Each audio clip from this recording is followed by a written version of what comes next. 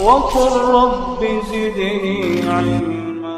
Sempat ada pertanyaan berkaitan dengan masalah zakat fitrah.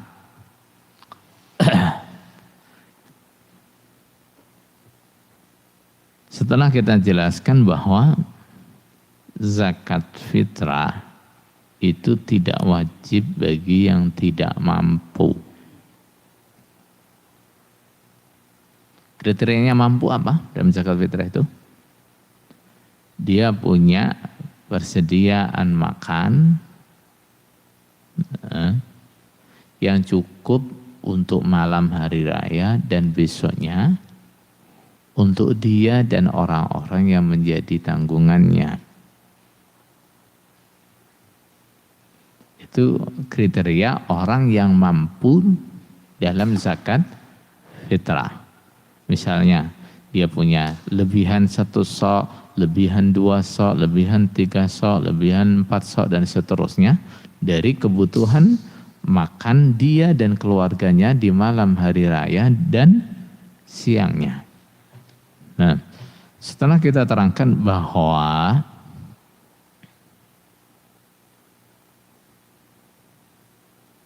orang yang tidak mampu zakat fitrah itu tidak wajib zakat fitrah. Ada beberapa teman, nah, terutama saudara tua yang masih perhatian kepada kita. Alhamdulillah. Nah, yang menyangkal dengan dalil bahwa budak saja wajib zakat fitrah.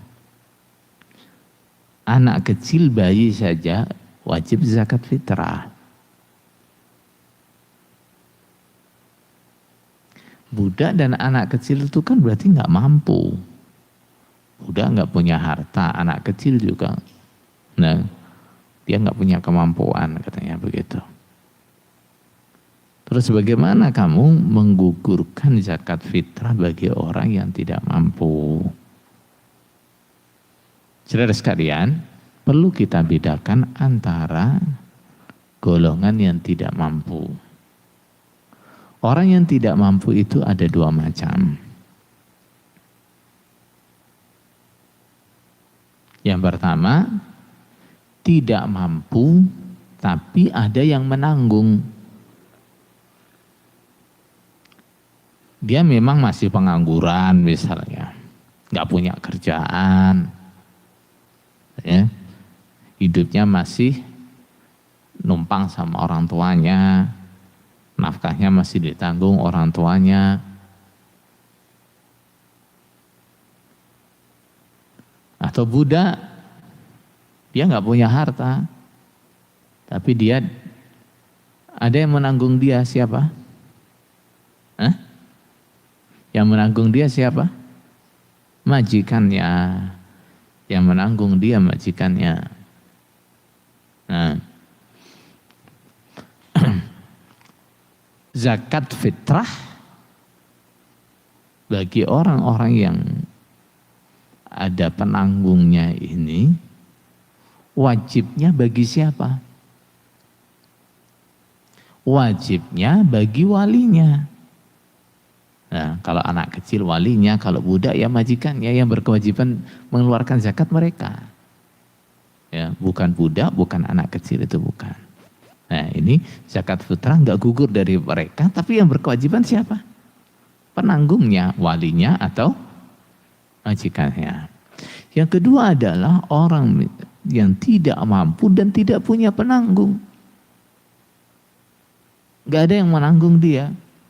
Ini keluarga, memang keluarga sangat miskin, nggak mampu untuk mendatangkan zakat. Maka syariat sudah jelas, la yukallifullahu nafsan illa wus'aha. Allah tidak membebani seseorang di luar kemampuannya. Kewajiban apapun kalau sudah nggak mampu, sudah gugur tanpa terkecuali. Kewajiban apapun kalau sudah tidak mampu gugur. La yukallifullahu nafsan illa wus'aha. Paham tuh? Nah, jadi bedakan antara anak kecil, budak atau orang yang tidak mampu tapi dia punya wali, punya keluarga yang menanggung dia. Paham tuh? Zakat mereka tidak gugur tapi bukan kewajiban mereka, tapi kewajibannya siapa? Kewajiban walinya, kewajiban keluarganya. Seandainya keluarganya nggak mau menzakati dia, anak kecil ini, keluarganya nggak mau menzakati dia, atau budak majikannya nggak mau menzakati dia, karena misalnya majikannya kafir misalnya, dia dosa nggak? Dosanya bukan dia, dosanya adalah orang yang berkewajiban mengeluarkan zakat dia. Paham tuh? Nah, tapi kalau nggak ada yang nanggung nih sama sekali, apa terus kita katakan kamu tetap wajib zakat? Nggak ada syariat seperti itu. Mampu nggak mampu harus kamu kerjakan? Nggak ada syariat seperti itu, nggak ada. Paham tuh? Nah, jadi zakat fitrah itu hanya wajib untuk orang yang mampu. Nah, untuk orang yang mampu. Yang kita maksud orang mampu bukan orang kaya, bukan. Nah, yang kita maksud orang mampu bukan orang yang memiliki harta yang nisab zakat, bukan. Nah, kriteria mampu yang sahih dalam mazhab itu adalah apa? Nah, kriterianya adalah dia punya lebihan 1 sok, 2 sok, 3 sok, sesuai dengan berapa jumlah keluarga dia. Nah, yang lebih dari kebutuhan makan dan makan dia di malam itu dan siangnya. Tentu? Nah, itu namanya orang mampu. Kalau dia misalnya lebihannya hanya 1 sok, keluarga dia ada 5, maka dia berarti mampunya hanya zakat untuk 1 orang, yang 4 orang nggak wajib. Nah, dia keluarganya 5, punya kelebihan hanya 2 sok, maka kewajiban zakat dia hanya berapa? Untuk 2 orang, yang 3 nggak wajib. Paham tuh? Nah, jadi seperti itu. Jadi untuk teman-teman, terutama dari saudara tua, dan ini harus difahami itu. Nah, jangan sampai berlebih-lebihan sampai bahkan ada yang mengatakan kita ini mengingkari rukun Islam. Nah, zakat itu adalah rukun Islam. Nah, sekarang mengatakan zakat tidak wajib berarti mengingkari rukun Islam. Siapa tahu mengatakan zakat nggak wajib? Tentu. Bahkan dalam masalah zakat fitrah kita katakan memang ada mazhab yang mengatakan zakat fitrah itu tidak wajib, zakat fitrah itu sunnah. Tapi kita memilih yang mana?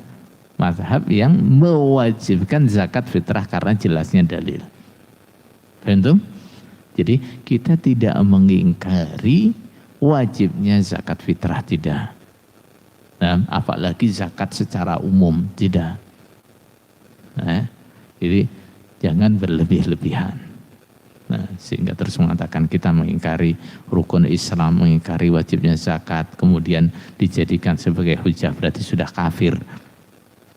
Nah, saudara sekalian, itu kebiasaan karena rusaknya akidah. Nah, maka perbaikilah akidahnya, nah, supaya muamalah kita, cara kita berinteraksi dengan saudara Islam yang lain itu jadi benar. Selagi akidah itu masih tetap, hanya ingin mengatakan yang Islamnya sah hanya golongannya, yang lainnya tidak sah, maka kita akan terus sibuk untuk mencari dalil-dalil, alasan-alasan untuk mengkafirkan orang di luar golongan kita. Tentu?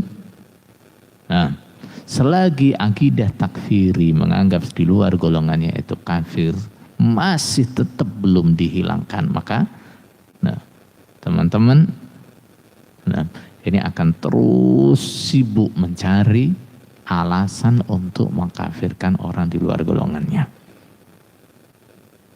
Tentu padahal tidak ada dosa yang lebih besar dari itu. Rasulullah bahkan mengatakan, barang siapa menuduh kafir saudaranya, maka tuduhan itu akan kembali kepada dia bila yang dituduh tidak seperti tuduhannya. Hati-hati. Nah, jadi akidah yang tidak benar itu harus ditinggalkan. Karena dampaknya buruk, dampaknya jelek. Nah.